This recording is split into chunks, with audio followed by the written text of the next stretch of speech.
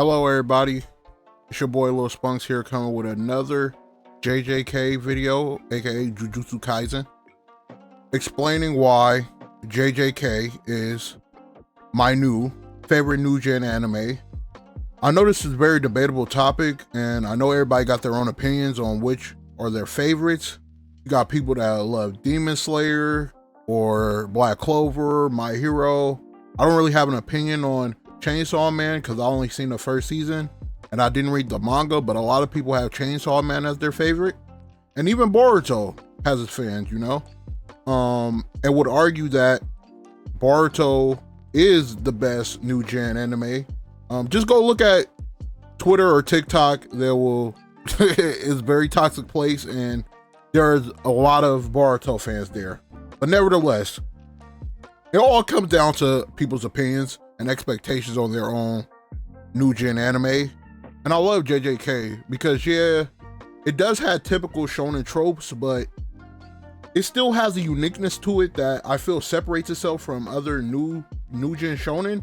And I'm going to explain why I think so. I first experienced the Jujutsu Kaisen anime when it was first being advertised on Crunchyroll the day the anime came out. And everybody was super excited about it, and a lot of people loved the JJK manga.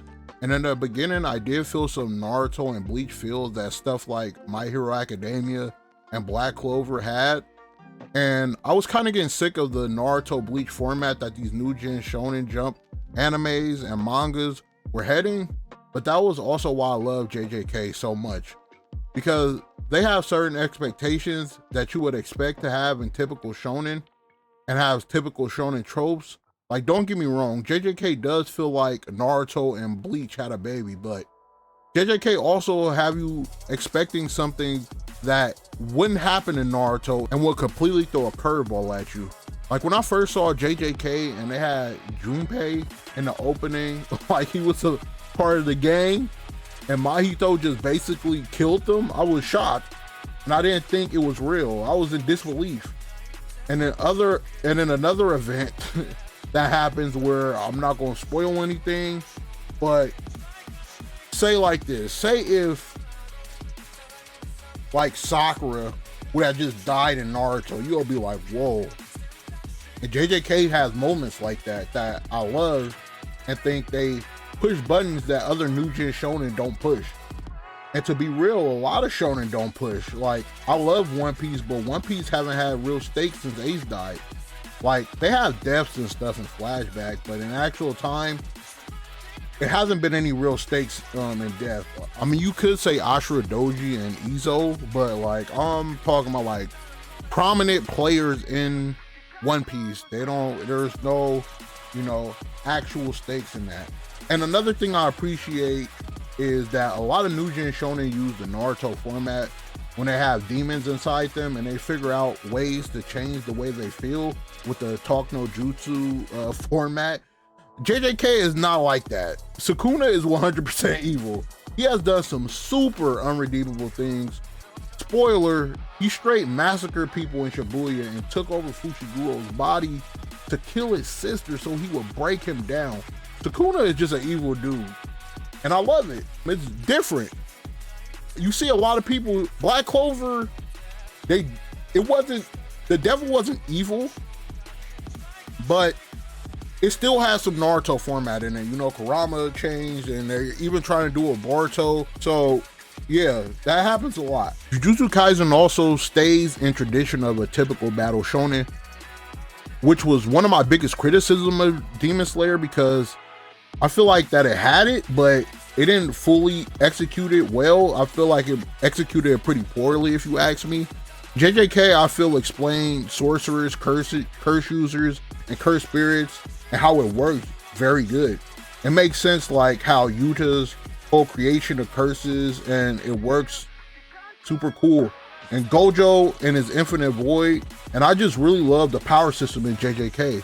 Like, they introduced a character named Toji Zen'in, a man that knew how powerful and OP Gojo was with his abilities ever since he was a child, and figured out a way to actually plan and defeat Gojo without even having any cursed energy.